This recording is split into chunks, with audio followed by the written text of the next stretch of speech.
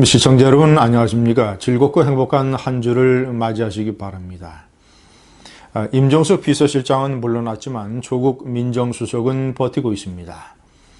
저는 현 정권 인사 중에서 이 사회에 해악을 끼치는 대표적인 인물로 조국을 꼽습니다. 그는 여러 논란을 일으켰는데 지난 토요일에는 또다시 SNS에 등장을 해서 비서의 직분을 망각하고 공수처, 고위공직자 범죄수사처 설립에 반대하는 야당을 공격했습니다. 제가 오늘 이를 계기로 조국이 우리 사회에 끼친 7가지 해악을 말씀드리겠습니다. 1번, 비서라는 직분을 망각하고 있습니다. 2번, 민정수석의 임무에 실패하고 있습니다. 민정수석은 대통령의 수석 중에서 가장 중요한 자리입니다. 정권 내의 감찰 업무, 고위공직자에 대한 인사검증, 그리고 민심의 수렴, 이런 일들은 대개 음지에서 조용히 신중하게 해야 되는 일들입니다. 그런 일을 해야 되는 민정수석을 포함한 모든 수석과 비서관들은 대통령의 비서입니다. 비서는 일선의 행정관리와 달라서 장관이나 차관은 이 무대의 전면에 나서서 행동하지만 비서는 비서답게 음지에서 뒤에서 그림자 속에서 조용히 대통령을 보좌해야 하는 것입니다. 그런데 이 조국 수석은 여러 차례 자주 SNS에 등장을 해서 정권을 홍보하고 반대 세력을 공격합니다. 자, 이것은 민정수석에 어울리지 않는 일이겠지만 근본적으로 비서라는 직분을 망각한 것입니다. 미국의 백악관에는 한국의 민정수석 같은 카운슬이라는 직책이 있습니다. 주로 고위공직자의 인사검증을 담당하며 법무부 국세청 관련 기관을 동원을 해서 3, 4개월 동안 인사 대상자를 철저하게 파헤칩니다. 미국 국민은 백악관의 카운슬이 누구인지, 그가 어떤 일을 하는지 아는 사람이 거의 없습니다. 그가 음지에서 신중하게 적절하게 행동을 하기 때문입니다. 요란하게 밖에 나가서 SNS 활동을 하면서 정권의 홍보 역할에 치중을 하면서 정작 민정수석으로서의 업무는 실패하고 있습니다. 이 정권 들어서 인사검증에 실패해서 중도에 낙마한 예를 들자면 장관 후보자 이런 사람들이 약 10명 가까이 됩니다. 가장 생생하게 여러분 기억하시죠? 이 김기식 참여연대 출신, 조국과 김기식은 같은 참여연대라는 사회단체 출신입니다.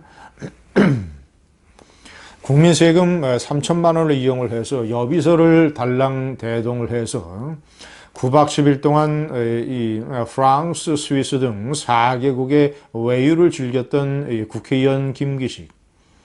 그런 사람이 버젓이 금융감독원장에 임명될 수 있게 검증을 허술하게 한 사람이 조국 민정수석입니다. 뿐만 아닙니다. 안경환 법무장관 후보자 또는 여러 논란이 됐던 장관 후보자들의 인사검증 실패. 자, 그리고 무엇보다도 김태후 전 특별감찰반 요원이 폭로하는 대로 민정수석실 산하에서 여러 가지 블랙리스트라든가 또는 민간인에 대한 사찰이라든가 여러 가지 잘못된 일들이 저질러졌지 않습니까? 이런 일에 대해서 조국은 국민에게 사과 한번 하지 않냐고 버젓이 저런 SNS 홍보 활동에 몰두합니다. 3번, 국정원의 무장 해제를 기도했습니다. 자, 이것은 5번에 제가 명시한 그가 사회주의 혁명 조직 산업행 출신이라는 것과 깊이 연관이 되어 있습니다. 5번 사회주의 혁명 조직 산업행이라고 하는 것은 1980년대, 1990년대 초반 노태우 대통령 정부의 국정원이 당신이 이제 안기부였죠. 안기부가 적발한 대대적인 대대적인 사회주의 혁명 조직 사건이었습니다. 지하당 사건이었습니다. 과거 1960년대의 통역당, 신용복의 통역당, 1970년대의 그 인혁당과 인혁당 재건이 사건, 자, 그리고 중부 지역당, 북한 노동당의 고위 간부 출신 이선실이가 연루됐던 중부 지역당 사건, 뭐 이 기타 등등, 그리고 1990년대에 이석기가 연루된 민혁당 사건, 이런 지하당 사건의 이 맥락에서 1990년대 초 이 산호맹 남한사회주의 노동자 동맹, 그 유명한 얼굴 없는 시인 박노회가 중앙상임위원을 맡았던 그 조직, 그 유명한 조직은 한국의 지하당 역사에서 가장 규모가 큰 사건으로 분류되고 있습니다. 그 산호맹의 연구기관인 남한사회주의 과학원에 연루됐던 당시의 울산대 교수 조국, 그래서 현직 교수 신분으로서 국가보안법 위반으로 구속됐고 집행유예를 선고받을 때까지 감옥살이를 했습니다. 조국. 그런 지하당의 연구 책임자, 연구 관련 이 출신이 이 문재인 좌파 정권의 민정수석을 맡고 있으니까 민정수석은 국정원, 검찰, 경찰 이런 것들을 관할을 하게 됩니다. 자, 그러니까 이른바 국정원 개혁 작업이라고 하면서 어떤 것을 내놨습니까? 국정원에 있는 대공 조직, 대공 임무를 대거 해체하는 이런 개혁안을 내놨지 않습니까? 자, 4번, 이 촛불 선동 개헌을 시도한 것. 자, 무산됐습니다만은 이 문재인 좌파 정권이 내세운 개헌안은 이런 무슨 자기네들이 얘기하는 촛불 혁명 이런 것들의 선동 파퓰리즘을 잔뜩 집어넣어서 이 대의민주주의의 근간을 위협하는 무슨 국민 발안제도라든가 또는 전문에 느닷없이 1979년에 부마 항쟁, 그리고 1987년에 6월 시민 항쟁, 그리고 1980년에 5.18. 자, 이런 것들을 6월 시민 항쟁, 5.18 이런 것들을 헌법의 전문에 집어넣은 것이 문재인의 개헌안 아니겠습니까? 제가 당시에 선동 개헌이라고 가혹하게 신랄하게 비판을 했었습니다.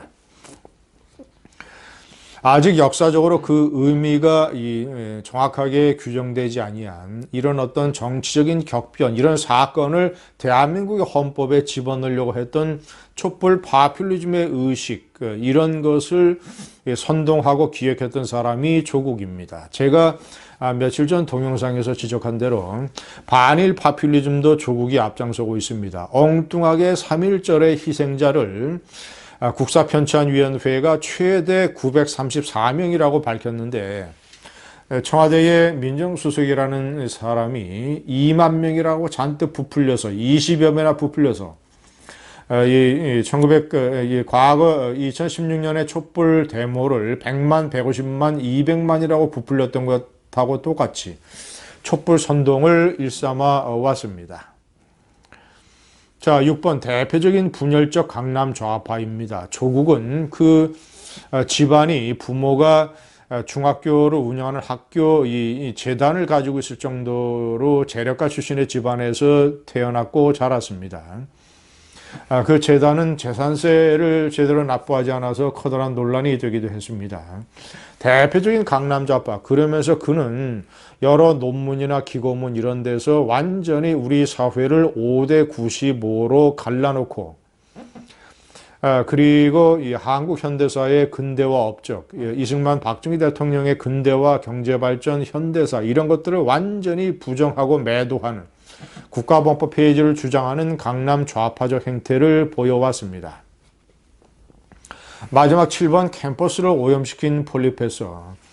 교수가 방송에 나와서 보수든 진보든 자기가 생각하는 가치를 얘기하고 돌아가는 이 전국에 대해서 평론가의 역할을 할 수는 있습니다. 그러나 교수가 특정 선거의 기간에 특정 정치 세력의 선거운동에 깊숙하게 관여하기 위해서는 교수직을 내던져야 됩니다. 그게 캠퍼스를 정치로 오염시키지 않은 일입니다. 조국은 이 서울대 법학전문대학원, 서울대 법대 교수 이런 거를 하면서 많은 이 학생들의 지지 세력을 가지고 있습니다. 그렇기 때문에 그가 어떤 정치 세력의 선거운동을 하느냐가 그런 학생들에게 영향을 미칩니다. 캠퍼스를 오염시키게 됩니다. 그러려면 교수직을 내던져야 되는데 지난 대통령 선거 이 와중에서 완전히 문재인 대통령의 선거 행사에 나서서 마이크를 잡고 사회를 보고 무슨 프리 허그 행사를 주도하고 이런 식의 정도가 지나친 폴리페서 행동을 했습니다. 이상이 조국의 7가지 죄과입니다. 감사합니다.